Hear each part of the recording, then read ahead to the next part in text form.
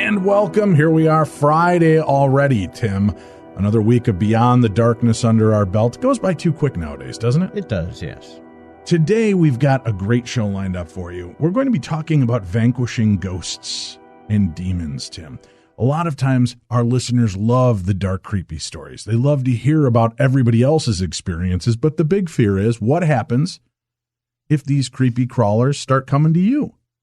What can you do to get rid of these things? How can you get them out of your life, stop the attachments? Well, we decided to talk to somebody who's an expert in the field. She's an international medium, clairvoyant, author, and teacher, and she's been trained as a medium with the Spiritual Nation Union and has worked as a professional medium for more than 15 years.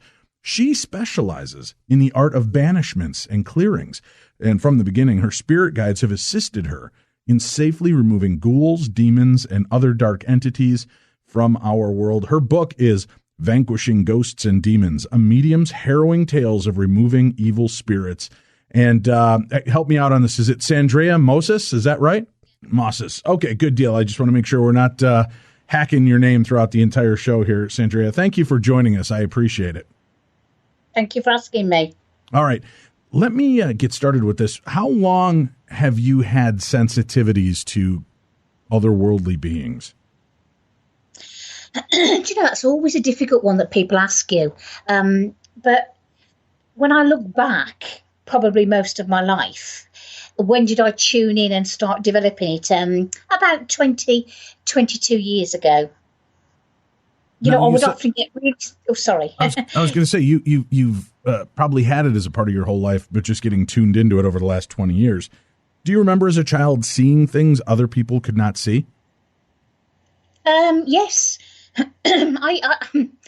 My mum had a job in a wonderful thatched country club in a little exclusive bar 4 nights a week, and I used to have to go to bed at 7 o'clock in the summer, which was pretty rough, and not wanting to go to bed and not feeling tired. I used to be in the bedroom. I used to have like a big flat screen in my room, and I used to just watch it, and I used to talk to spirits, and they would tell me things, and I would watch things on this screen. And it's funny how you forget about it, and then just something triggers it in later life. So they would actually like play out over the video screen for you in order to communicate? Yeah. I used to have, it was like a massive screen, and I would talk to them. Would you ever encounter what we would consider to be darker spirits or malevolent entities? As a child, I didn't, but I certainly have done as an adult. Why do you feel you were protected as a child? Why weren't they messing with you at that age? I don't know. I think I was very lucky. And I often struggle as to why they do bother children, but usually children are caught up in the adult situation as opposed to, I feel, the malevolent entity going for the child. There's a lot of listeners who have children that they feel have special sensitivities and openness to see and experience the paranormal. And, a lot of us have been brought up now over the last 10, 12, 15 years to believe that everybody has this ability, but kids kind of dumb it down as they get older because parents will tell them it's a dream or dissuade them from believing it has anything to do with the paranormal, either out of not understanding or for fear of ridicule.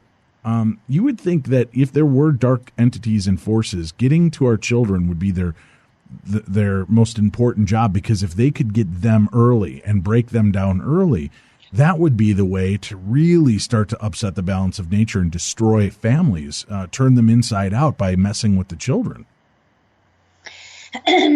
I think if it wasn't for the spiritual laws that we have to take into consideration about the protection, that would be very, very easy meat.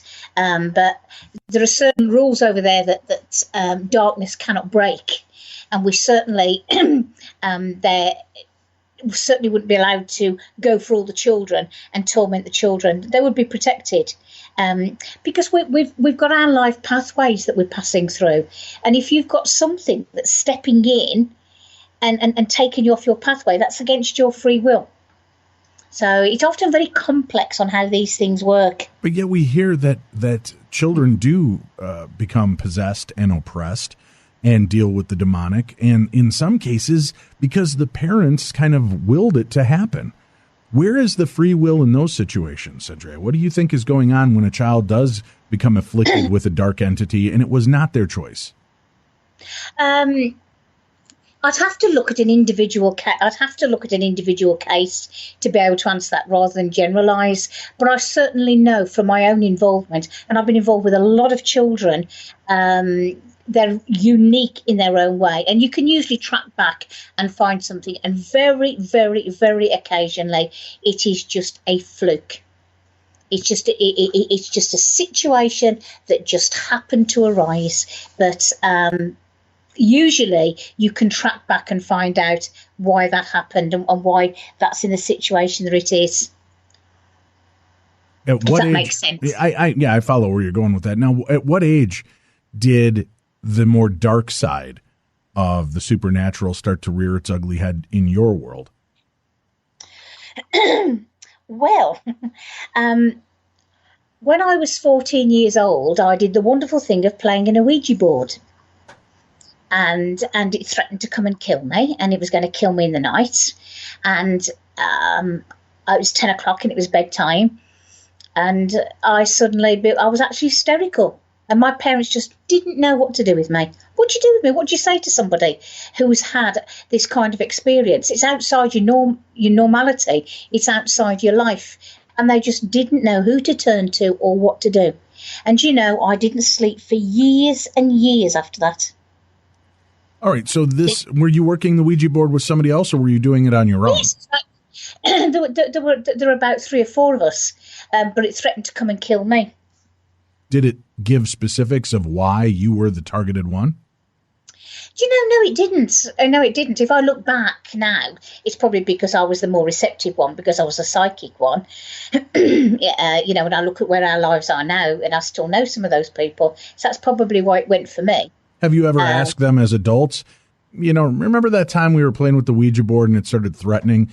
Were you pushing that? Have you ever asked to find out if it was just one of them playing a trick on you? Yeah, maybe I should do that, yes. The trouble is with the board, Dave, is anybody can get a hold of it, yes? Right. And if darkness gets hold of it, gets hold of the board, you're in serious trouble. If light gets hold of it, you're okay. But I think on that occasion, it was the dark. And if I remember rightly, it was at that time it was talking to me. It was telling me it was my granddad. Oh, wow, I'm talking to my granddad.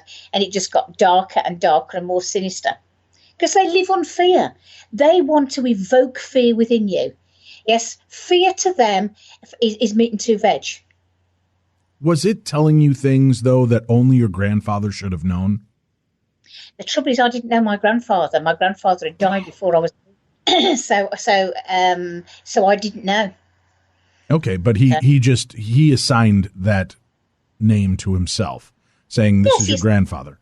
And did it start off kind and loving, or did it immediately start off aggressive? No, it started off really kind and loving, yes. It started off really kind and loving. And you see, the thing is, they're psychic entities.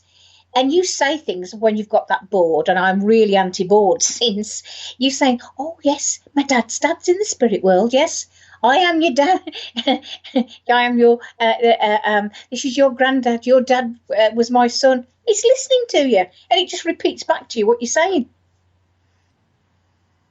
Once you've kind of equated that to what's going on, and you realize that you're making connection with something that is otherworldly, how do we differentiate between it being a ghost of a loved one, just a crabby ghost, or something truly malevolent? Because I've joked about it on the show for years. I'm the kind of guy who's going to get a kick out of hanging out in kids' rooms while they're playing with the Ouija board and spelling out scary words. I'm not evil. I'm not wicked, but I'm a jokester. I'm a goof, and I'm going to play those games because, I just personally think it would be funny. How do we know that that's not what's going on? It's not just, Grandpa trying to screw around with you to get you to not mess with the Ouija board. If something is going to evoke fear in you, Dave, yes, real fear that may affect you for goodness knows how long, that's not a jokester, that's not a prankster. That is somebody that is intense. Fear is control. Fear is food for those, and it's control over you.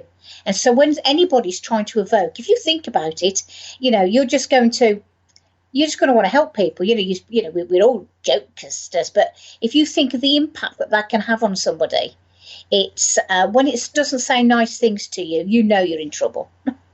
All right, well, and I get that, but I understand too that sometimes, as in life, so in death, the personality remains.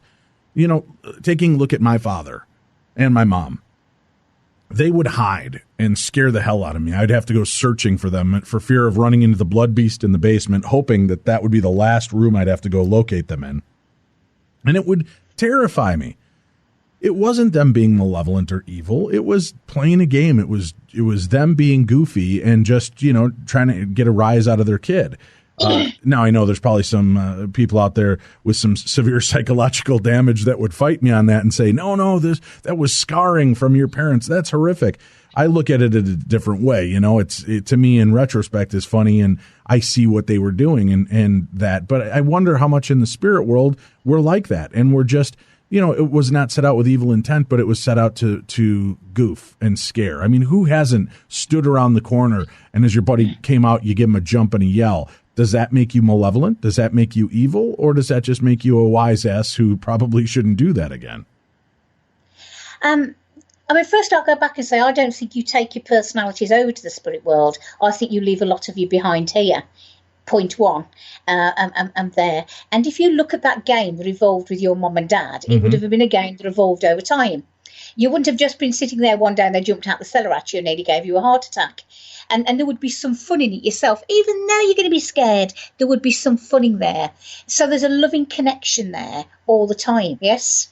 Yeah, there's a loving connection there. It's the intention of what they're trying to do. The intention there of mom and dad is having a goofy game with you, yes? And that's what they're doing. That's what their fun is having a goofy game with you. And that's what they're doing, yes? They are not trying to evoke fear to take you into a place that you're going to start giving your power away. All right.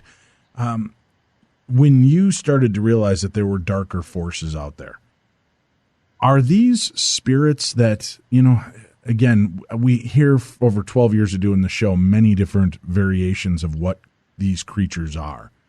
And I wonder if sometimes they're, the ghost of Tim Dennis, who's stayed a little bit past his time, and now he's just become crabby and mean and nasty because he's stuck here. He didn't go to the light. Now he's angry. I mean, is there something to that aspect of hauntings? Oh, absolutely. I think probably the easiest one is the lost soul. That is somebody who's probably not lived their life, never given a thought of the afterlife, really believe that this is just life the way that it is, and that they die and they don't know they're dead. To start off with, they don't know they're dead. They are trapped here. And that's your soul rescue. That's when you're going to help somebody to get over there. Yes, and then you're going to get those who don't want to go over. Yes, there's too much here. They can't leave it. They are so wrapped up in what's happened here. There's so much unfinished business that they're going to so they know they're dead, but they may not be able to find their way out. They may be frightening you because they're trying to get your attention and they don't know anything else to do it. Yes. And then you get those that are not nice people who stay here deliberately and whose intentions are to harm. And then you get the category of the demonic forces that shouldn't be on this earth plane. They get through doorways. I'll tell you a little story, Dave. I used to work in a very old hospital in Birmingham. And underneath it had loads of passageways and corridors all underneath this hospital. And at one time, it used to join together the workhouse and the prison and the infirmary. They're all connected together. We're walking along the basement the one night day, not really a nice place. And we got to this point, and suddenly there was a real loud bang on the pipes. And I've got a young lad with me, and I'm not going to say what I'm going to do. And I'm thinking, that's not coincidence, that isn't. It didn't bang before I got there. It just banged when I got there. And the lad I'm with, it spooks him. He doesn't know why he's spooked. And he said, I want to get out of here. We were just by a lift. So we pressed the lift button. And what I used to do, if I wanted to try and talk to somebody else and not talk to you, I'd be looking in my handbag and for something. And I'm looking in my handbag and I said, okay, where are you? Come on out, show yourself. And now, are you speaking verbally, or are you doing this in your mind? I'm speaking in my head because I've got a work colleague with me, and I'm there in my professional role. Right. And so I'm pretending to go through my handbag, talking to him in my head. And I said to him, come out and show yourself. And I sensed him jump out behind the person I was with. And at the precise moment he did that, the person I was with said, oh, what's going on? I don't like it down here. Still didn't say anything. I was pretending to look for something in my handbag. And he told me that he'd been in the workhouse all his life. He was physically disfigured. And he'd worked in the mortuary, which was actually in the basement. Now, at that time, I didn't know the mortuary had been in the basement like hundreds of years ago. And I found out afterwards that information was correct. And he just enjoyed himself, not just banging and just making people jump as they went past. And he was quite happy to stay. He didn't want to go, yet he wasn't ready to go. He'd had such a miserable life. He was actually getting some pleasure on earth. Because he was following me up in the lift, and I'd said to him about wanting to go over, and he said, no, he's sorry, follow me. And in the end, I had to say to him, go on, clear off. I'm working. So that was a really unusual tale of someone that knew that they were dead and were just living on down here. When you drive by or go through a cemetery, are there spirits standing there sentinel over their bodies and their physical forms? Do you know, I don't think they are. They're like discharging old overcoats. I don't think that you get a lot of spirits. They may pass in to see the family and they may pass by, but no, I don't think you do. I've never seen any. I mean, I have sent spirits in there, but not all standing over looking at their graves, no. What type of entities would you sense in a place like that? If it's not our human soul, are there angels? Are there demonic forces there? Are there anything in cemeteries? Because I've had people that'll tell me that they've picked up an attachment by being in a cemetery, and it's usually something dark or malevolent. And I'm just kind of curious why they would be in a cemetery and how they would become so attached to us.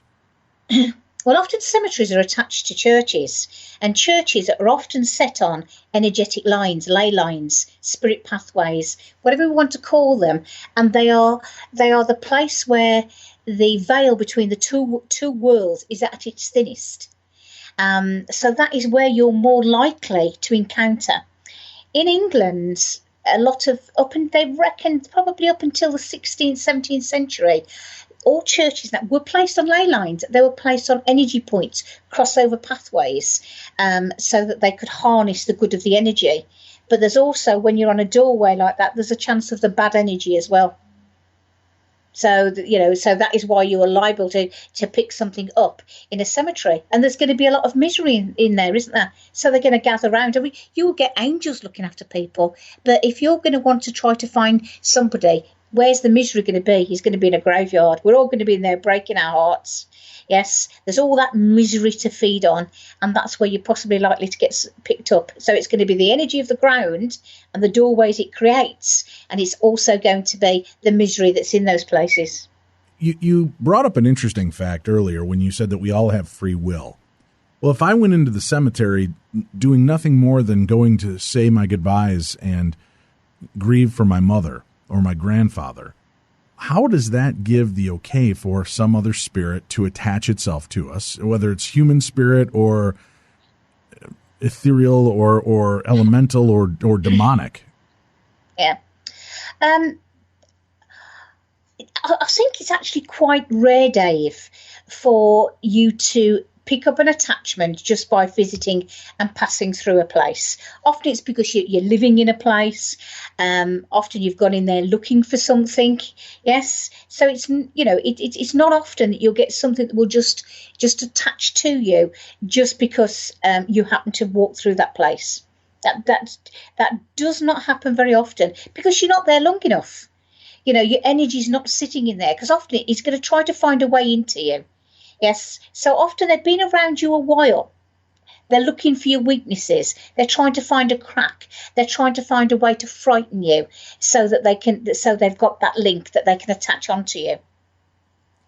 All right. Now, I get that, and I get that aspect of it again. But again, when it comes to free will, the idea that this thing can suddenly attach me, influence me, and influence my loved ones, whether I've been there a short period of time or immersed in a location. You worked in a hospital. You're there around the dead all the time. Just because you're there does not necessarily mean that you've given permission to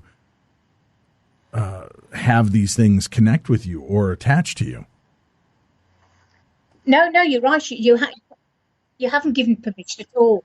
So you were saying that with this, you're going to eventually start to kind of get these kind of connections. But are you resonating in their tonality? Is that why you're attractive to them? Or are they changing your perspective and tonality? Yeah, their objective, David, is going to be to wear you down. And that's why it's going back to that point. You don't normally pick something up in an instantaneous, yes? It finds a way to get into you. It finds a way to attach itself to you. Not walking through a building, yes. It's got to find a crack. Doubt is cracks. And it's got to find a way that it can get its claws into you.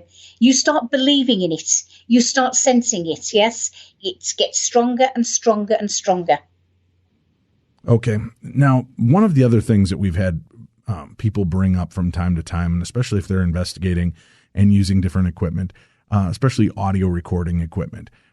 Some people have claimed that spirits have told them they're trapped there by something else, by another force, another entity that is more powerful. Is that reality? Absolutely. Yeah, absolutely, Dave, without 100%. When you've got a demonic entity that's there, it's going to gather its minions around it. It's going to gather its minions around it, and it's going to get its minions to do the work. It's going to get them to do the work for it. And when you go in there to try and banish it, it's going to throw you. It's going to throw you one of its things that are trapped there. Yes, it's going to throw you that to try and protect itself. That is without a doubt. There's a story in my book.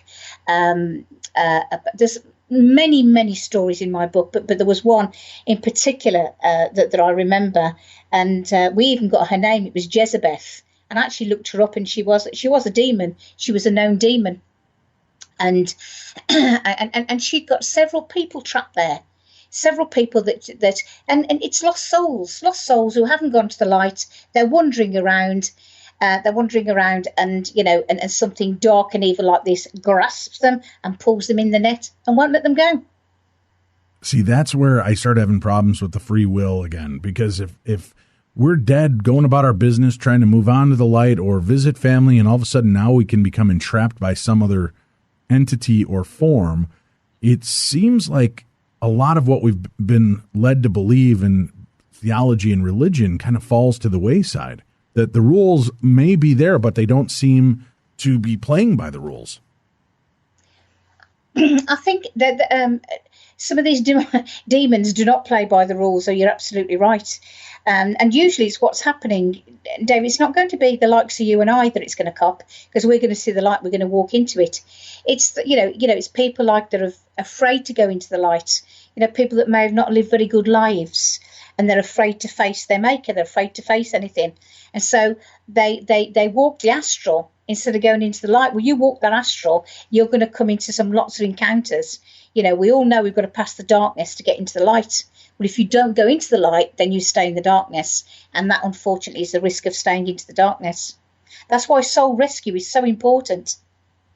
All right. I want to talk about that. Soul rescue and breaking these spiritual binds, these ties that are keeping us tethered to the supernatural. And we'll talk with our guest more about that in a few moments. But remember, the book is out, Vanquishing Ghosts and Demons, a medium's harrowing tales of removing evil spirits. And you can get it through Amazon.com. Remember, here's something that you can do to help out your favorite show, Beyond the Darkness. That's right. This is simple, so easy. I keep mentioning it, but that's because it's so easy. And every time you do this, it's going to go a long way to keep that guy, Tim, and me alive. Tim, that's important, right? Well, yeah, I like to stay alive. Yeah, especially on the air. And if you guys like what you're hearing on Beyond the Darkness and you want to continue it, here's what you do. If you want to buy anything off of Amazon.com, go to podcast1.com. You have to do this from a computer or from your phone. Go to podcast1.com. You'll see the Killer Deals link. Click on that. You'll open up another page. Click on our banner for Beyond the Darkness, and that'll open up a page to our advertisers, which we ask you to please take a look at and participate with. But you'll see the Amazon links there, whether you're listening in the UK, whether you're listening in Canada or in the United States. You click on the appropriate one, then go in through that link, put in whatever orders you want, make your purchase. Even if you log in through your regular deal, that little small portion of your purchase is going to go to help pay the administrative fees and costs of doing this podcast. So that'll help us out a lot in the long run. So if you can do that, please do it. The other thing we've got going on is, remember, we're trying to keep it limited in advertisers on the show. So the more you take care of the advertisers you hear here, the better the chance we can keep it confined to a few advertisements per episode. But again, that's what helps keep us alive and on the air.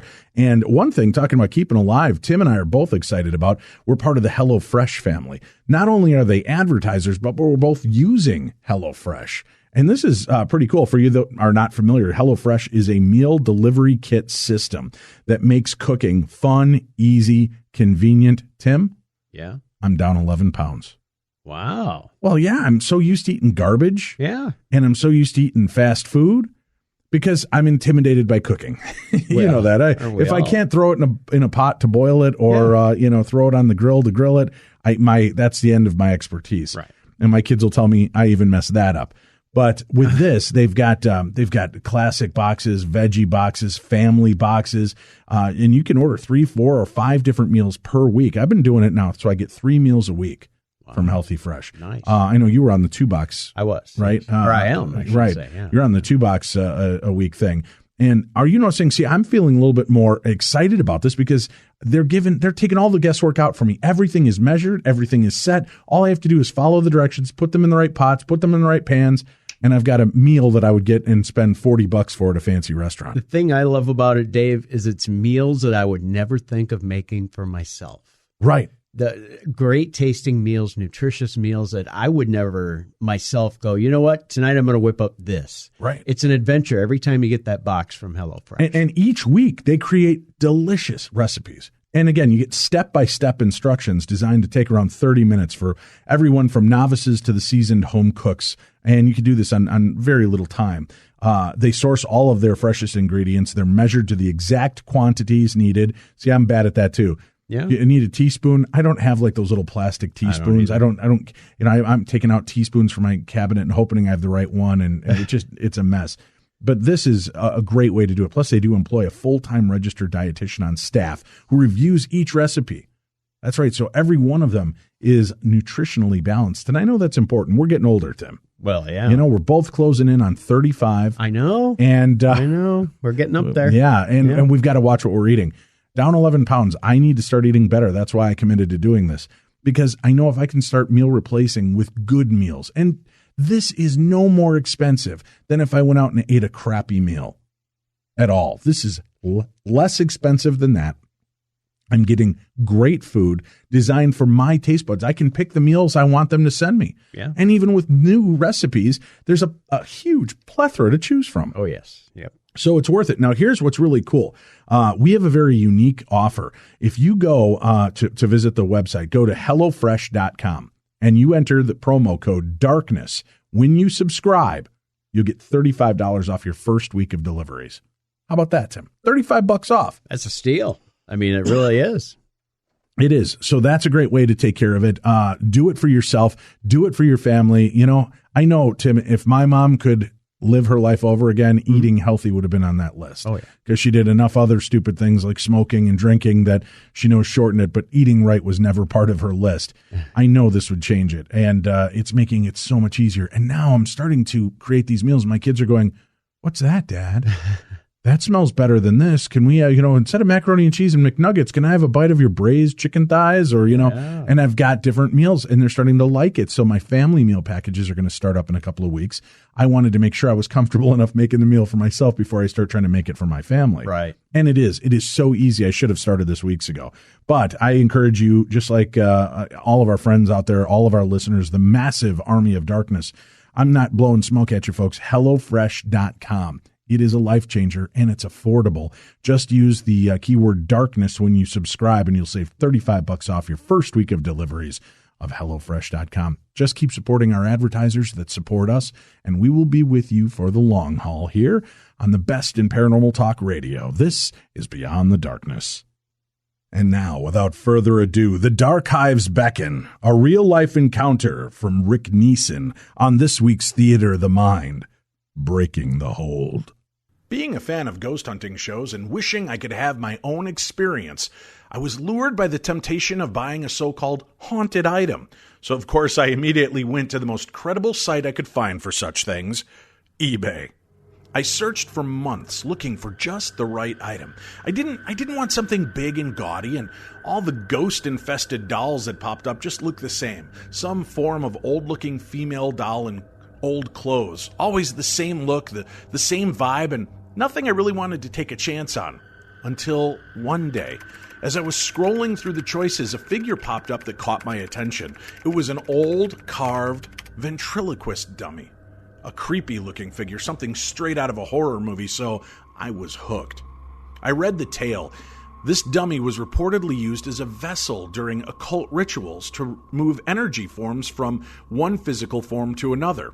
Immediately I thought, this Joker has seen one too many Child's Play movies, but it supposedly had voices manifesting from it, strange smells that would appear and disappear, and more otherworldly phenomena, so I decided, what the hell. At least it wasn't the same old-looking dolls with the same lame stories I had read before, and it was freaky enough looking that I would effectively weird out any of my friends that came to visit. And it would be a conversation starter, that was a sure bet. After I won the creepy creation, I received 2 very bizarre emails from the seller, both wondering if I wanted to back out of the transaction. They were feeling guilty passing this on to me. They had bought it at some strange thrift shop in San Francisco and had been told the story of the figure but never bought into it. They just liked the look of this detailed old mannequin. But, without going into detail, said it was the biggest mistake they had ever made. I assured them, listen, you did your job, you sold me, you can stop with the overkill. Well, 7 days later, a large package was delivered to my door. I was very excited and had been bragging up my purchase for days to coworkers and friends, mostly trying to solicit some kind of reaction. Most of my friends and coworkers just rolled their eyes and told me I was a sucker. I opened the box and was astonished to see that the figure was much larger than I thought from the pictures. I assumed it would be a couple feet tall. This thing was nearly 4.5 feet tall and so much more creepy looking in person. It was beautifully crafted, but I wondered why they would make something so damn freaky looking. Now, imagine the weirdest dummy you've ever seen, multiply it by 100. If the craftsman was going for creepy, he achieved it. Picture Annabelle from the Conjuring movie, only ugly, scarier, and her brother. Now, I proudly displayed my purchase on the entertainment center in my living room right next to my TV, and then I waited, patiently. But after 3 weeks, nothing. Damn, I'd been fooled right out of $265, and the kicker was the previous owner gave me 2 chances to back out, and I was too stupid to take him up on it. I grew tired of looking at his menacing devil-like appearance and smile staring at me, mocking me, so I threw him in my guest bedroom and scolded the ugly thing, saying, "Yeah, some big bad demon vessel you turned out to be. You're just $265 worth of ugly." Then I slammed the door and headed off to bed. Now, as you can guess, things changed in my place real quick. I don't know if it was my stern chastising or locking it away that pissed it off, but suddenly it was in the mood to play, and it meant business. I woke up that first night to what sounded like a barroom brawl had broken out in my guest bedroom. bangs, muffled shouts, and something heavy pounding the walls. I lay there trying to convince myself this was a dream or that I was hearing something from my neighbors upstairs. Finally, I got the courage up to go to the guest room, after turning every light on in the place, of course. Then I threw open the door. There, sitting totally upright on the bed, was the dummy. Nothing in the room was disturbed, nothing broken, but the way it sat straight up with its head tilted downward, slightly giving the menacing appearance that it was scowling at me from under its unhappy brow. That's what creeped me to the core.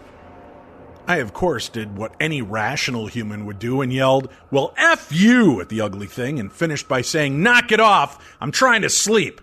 Then I turned in a huff and slammed the door. When the door slammed, I was caught off guard by what sounded like a deep voice bark back, "No, F you." I don't think I slept a wink that rest of the night, and I left every light in the place on for the remainder of the evening. I was sure what had happened and what I had heard had to have come from upstairs, and I was half awake and half asleep, so I must have just been imagining what I heard. Well, eventually, sunlight broke and filled my apartment. I hopped in the shower, and when I turned my back to the stream of hot water, my back seized in pain, like someone had just dragged one of those three-pronged garden tools down my back, hard and fast. At first, I thought it was hotter than usual water, until I saw the drops of blood hitting the floor of the shower. When I got out and looked in the mirror, it looked like someone carved a damn tic-tac-toe board on my back, and a few of the deeper scratches were trickling blood. I was officially freaked, hurried my morning ritual up, and got the hell out of there.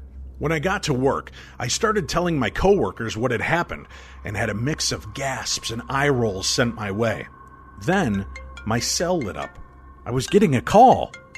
From home. Seriously, what the? Was I losing my mind? I answered and said, "Who the hell is this and how did you get into my apartment?" There was nothing, just a background hum and static. Then it disconnected. I showed my coworkers and suddenly everyone was as shocked as I was. A bit later, my cell began to vibrate again. I looked down and was relieved that the call was not coming from my home until I answered it. It was the apartment manager, and they were calling to let me know they were in my apartment with the police. A neighbor reported what sounded like female voices screaming from inside and lots of banging noises. They had found nothing when they entered, and nothing was amiss, but they thought I should know that if I had left a TV on a timer or something, I shouldn't do that anymore. What was I going to say? No TV on a timer, just a demon-infested dummy in my guest room. I left for home that day terrified of what might be waiting for me when I got in. I checked to make sure nothing was broken and decided to confront my unhappy houseguest. I opened the door, and he was nowhere to be seen. The bed was empty. The room was empty. The closet was empty. And then I heard what can only be described as a chilling, slow laugh come from behind me. I turned. Nothing was there. Then it came again. I realized it was coming from under the goddamn bed. Oh, hell no. I ran to the kitchen, grabbed my broom, and came back into the room. Laid on the ground and began digging under the bed with the broom handle to try and push the frickin' thing out. I had no clue what I was going to do once I got it out from under the bed, but I sure as hell was not going to bend down, get close, and look. I've seen far too many horror movies and knew this thing would just grab me or something equally terrifying. No matter how I batted at the thing, it would not come out from under the bed. Then it let out with a childlike voice saying, "Let's play." I dropped the broom, stood up, walked out of the room like a boss. Hell no, part 2. Now, I was really frantic. I decided this was going to end right now before I lost my mind. Years of Supernatural flooded my memories, and I thought, get the rock salt.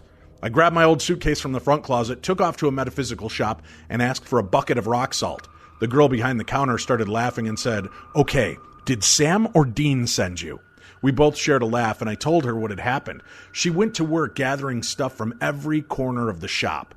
Rock salt, sage, Florida water, and this long red rope that she said was for binding. She quickly informed me of what needed to be done and how to do it, so I took my collection of odds and ends and headed home, remembering the final words she said, "Do not show fear." Oh, I was ready to do battle. I got home, stood before the door of the guest room with steely determination and reached for the knob. Then the knob moved on its own, and just before my hand had grasped it, it rattled back and forth. I knew it was trying to screw with me and get the upper hand, so I put my hand on the knob and triumphantly yelled out, "You gotta go, my man!" The door popped open. Nothing had changed. The broom handle was still under the bed where I laid it, and the doll was nowhere in sight. I gave the room a quick once-over again, just to make sure that when I was down trying to fish this thing out from under the bed, it wouldn't jump out of a closet and drag me to some parallel universe. The doll was nowhere to be found, which meant the little prick was still hiding underneath my bed. I got down, thrust my hands under the bed, grabbing for it, and when my hands bumped it, I swear it moved to try to get away. I held on for all I was worth, dragged the son of a bitch out, and quickly started wrapping the red rope around the figure, binding its arms to its body and legs together, when I felt something bite me, and a muffled laugh came out of it. I channeled my strong inner black woman. For the record, I'm a white boy with red hair. I channeled that strong inner black woman and yelled out, "Oh, no, you didn't!" I threw him into the open and waiting suitcase, poured the rock salt on him, read the prayer of St. Michael, and slammed the suitcase shut, latching it. Then I lit the sage stick and started waving it around the room and under the bed to clear the space. I dragged the suitcase out to my car, threw it in the trunk, drove as fast as I could to the bridge in town, all the while hearing something screaming, a muffled, angry scream. When I got to the bridge, I jumped out and ceremoniously threw it as far as I could out to the waiting water below. The girl in the shop said to do so because this would keep it bound and me protected from what was inside. Something to do with the rope, the salt, and running water. I didn't care enough about the science of it. I just wanted the end result. I wanted this freak fest over. The suitcase hit the water, and damn it, it floated. Now what? Truthfully, I didn't care. I jumped my frightened ass back in the car and took off like a bat out of hell, secure in the fact that I was rid of my possessed pal once and for all. I can't tell you the kind of relief I felt driving home. Happy as hell to be rid of it. Somewhat guilty feeling, I've got to be honest, that someone else might find it, but it was gone. Gone out of my life, and that was all that mattered. I pulled into my parking spot and felt my phone vibrate. I pulled it out of my pocket and felt the overwhelming wave of defeat pound me. Because the call was coming from inside my apartment.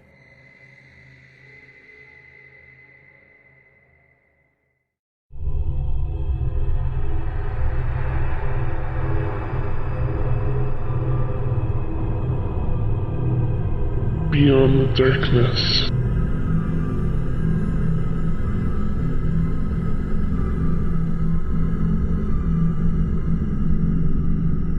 We're back on Beyond the Darkness, Vanquishing Ghosts and Demons, a medium's harrowing tales of removing evil spirits. Sandrea Mosses is our guest this evening.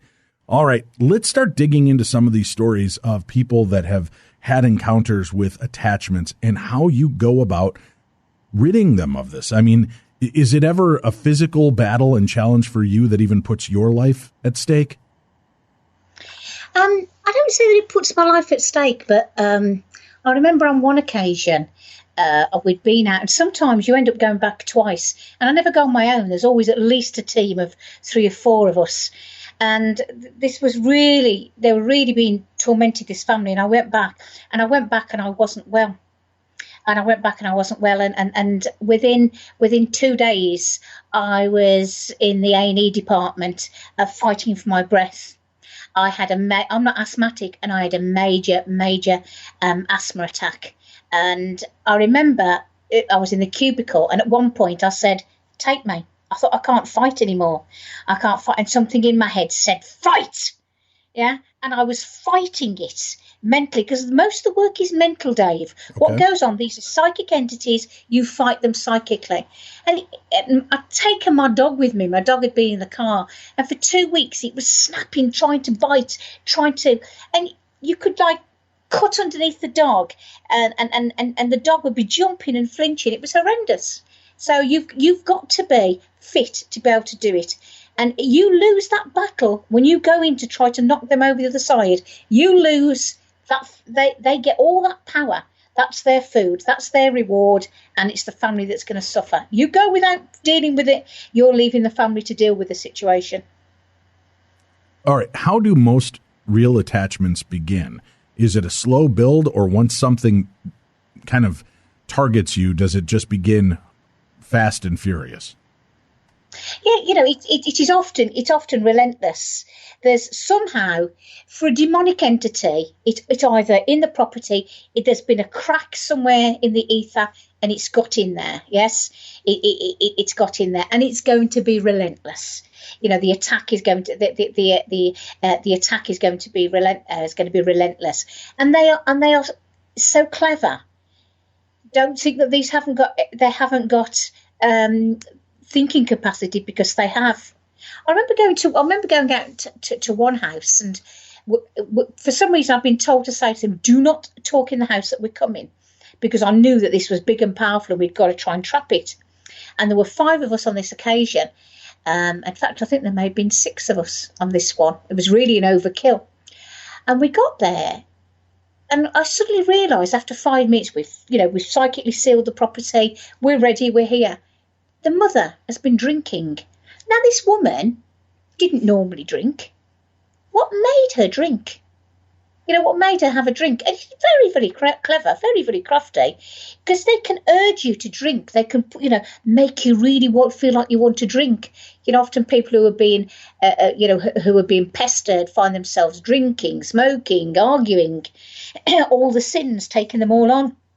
And on this occasion, this entity had been attacking mainly the young girl, and it would drag her in a second. She had like a 4-poster bed, and it would pull her down the bed, do a 90-degree turn, and throw her at the window.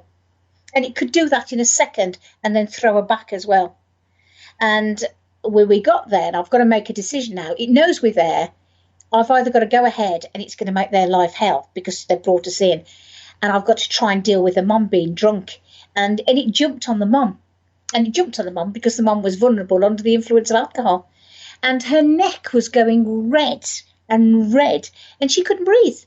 She couldn't breathe. In fact, I think a rather enthusiastic team member slapped her face. That's what brought her back. Not that I would have recommended that, and not the one I'd have agreed to if I'd have realised what she was going to do. Wow. Get into a violent situation like that where you can see the effect on the people involved. Does it ever get really frightening for you? Does it ever get to the point where you decide, you know what, maybe that's the last case I go help on? Oh, sometimes, especially when it made me ill. It took me 8 months to recover from that. It took me 8 months to recover from it. I've been knocked over, I've been pushed over, but it's the psychic attack, and it's when it's going to come for me, and I know it's going to come for me. And sometimes you're just about to go to sleep in your sleep state, and it will come for you. You don't think they can attack you in your sleep state, but they most certainly can. And sometimes you just think that this is just too much. We went. I remember going out on one occasion, and I think lots of people had tried to deal with this and not got anywhere. He was a 17-year-old lad, and he'd been smoking wacky backy, as we would call it in this country. Right. And he'd been smoking wacky backy, and he'd seen these eyes appear, and he looked into these eyes, and he felt these eyes go into him. And this wasn't possessing him all the time, but it kept taking him over. And we went there, and we must have battled with him psychically and everything. We must have battled with him for an hour. And I mean, in the end, you feel like there's nothing left to give. There is nothing left to give in trying to. I mean, I think in the end, I brought his oversoul down to try to help us. It's they said to me, whatever you do, you must promise me you will sit on your hands, you will not let go of your hands, because he'd go into the gym, 18-year-old powerful lad, and these hands were lifting him off the chair, and the only time he let go of his hands was to go for his own throat. That was the only time, and he went for his own throat. Because I said to him, you must promise me, because they're going to go for me, because they know I'm leading it. They know I'm the one they've got to knock out. Right. They can get me out of the way. What is your effect? I mean, when you go in there to do this, are you fasting for days? Are you taking communion before you go into something like this? Are you, lucky pennies in your pocket? What do you do to prepare to go to battle with a dark entity?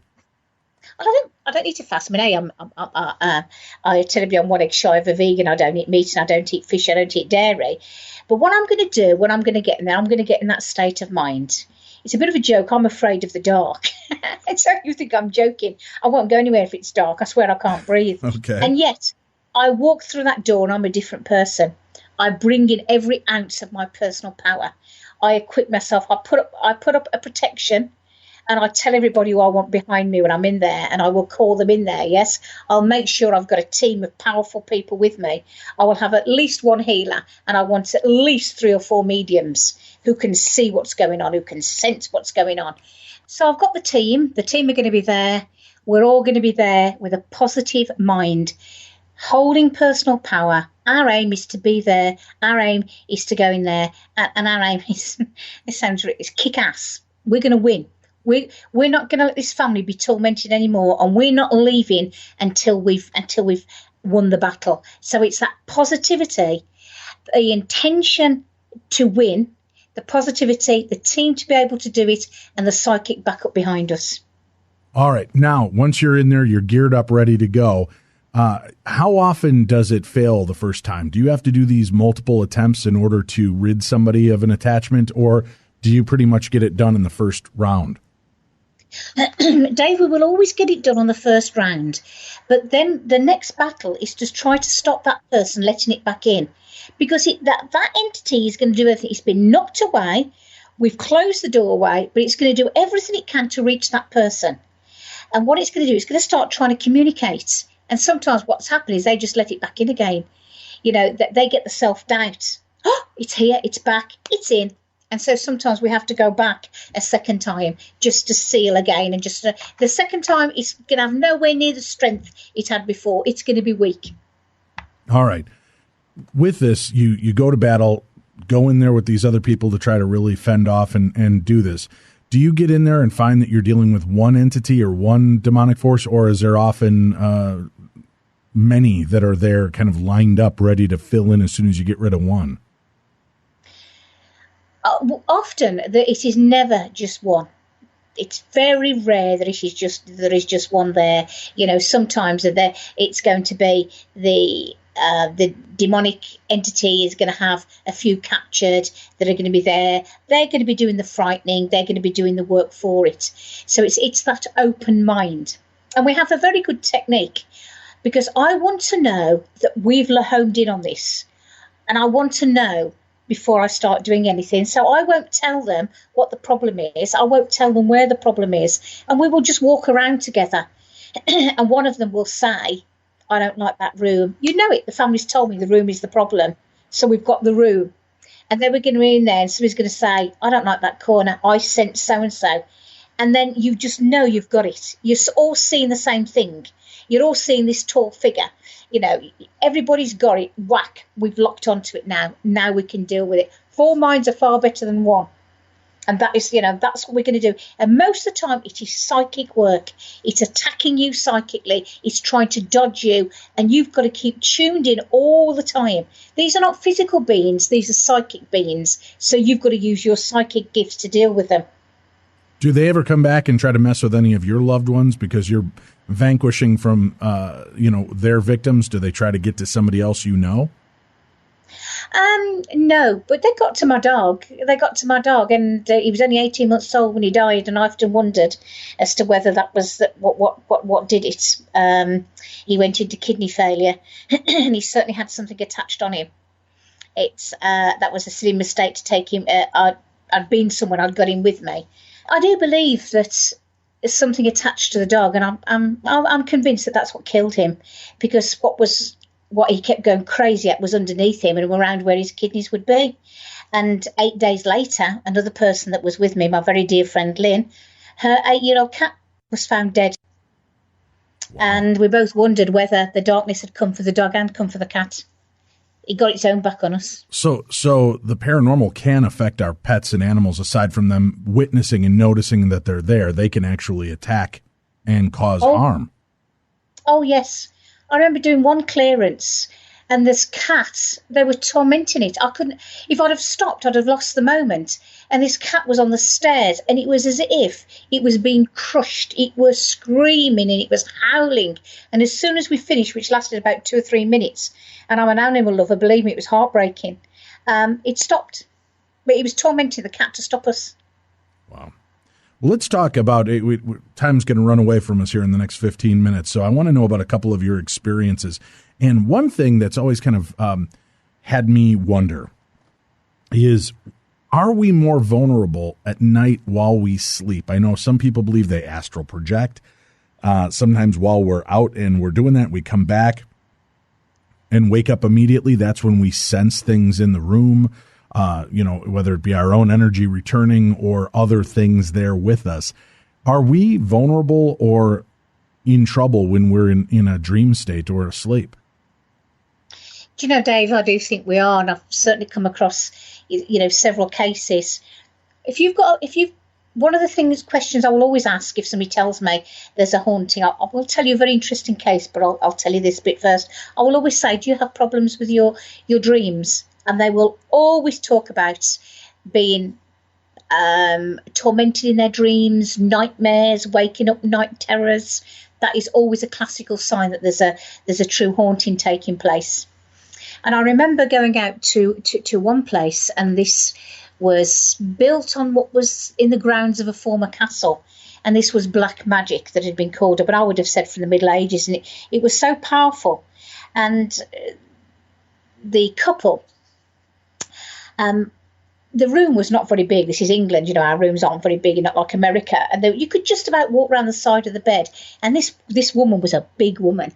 And she would get out of bed and she would run around the room like a crab. You couldn't walk around the room, but she'd run around the room like a crab. And she'd run around and she'd stand in the corner and she'd pant. And she'd just stand there looking at a parter, panting and panting. And like a crab would run sideways and get back into bed. And she'd have no memory of it. And they would have in their bathroom, they would have up to 20 spiders appear a day. That no matter how many times they took them out, more and more and more spiders would come. And the shower continually dripped. But there was no shower. You could see the water, you could hear the sound, but there was no shower. So this water was kind of apporting. It was just appearing there. Yeah, it was dripping like there was a shower. And they thought at one time maybe there'd been a shower there, but the ceiling was dry. And yet there was the water dripping from the shower, making the sound just as a shower dripping. It was, and it used to move between the two houses. There were a pair of semi-detached, and it used to move from the one house to the other. And again, there were animals in there that were being tortured. They'd have swarms of flies appear. There were 20 black flies just suddenly appearing and just in the bedrooms. How do you then go about kind of breaking that down when it's so powerful like that? What was your plan of attack to rid them of this? I mean, fortunately, I've got a decent sized team. I've got a good team with me that night. And what we did is we had to break it into sections, and we did we sectioned the one house off energetically. So it couldn't move around. And what we had to do is trap it into the one room, into the one house, and then move it down into the one room. And it was really weird because you could stand outside and you could smell. We almost thought like it was gunpowder, and so strong these smells were outside this house. It was I think we were there 2.5 hours. We were exhausted by the time we did it. We got it in one. I didn't think we would, but we did. Wow. That's pretty good. You're able to get it out that quick. Now, what about when it comes to children? See, I've got children of my own, and that's part of what terrifies me about my research into this field is what if something gloms on to one of my own, to one of my kids? Do you have to deal with that with children or psychic children ever? Yes, you do. And Dave, you're a very strong character. And people with strength like you, they're going to stay away from you. You're too powerful for them. So always remember that. It was a friend of a friend who would ask for some assistance. And they because it was the children, things were happening to the children. They decided to keep the children there, but they weren't telling the children how we were coming. And 5 minutes before we arrived, the little girl burst into tears and said, "I don't want Dean to come tonight." And this like blew the mum and dad out the water, because the little girl didn't know Dean was coming tonight. It had really shaken them. And we got in the house, and the little girl wouldn't talk to me. She's about 6 years old. She wouldn't talk to me. And I said something to her, and she said, "How do you know?" I said, "Because I can see like you can."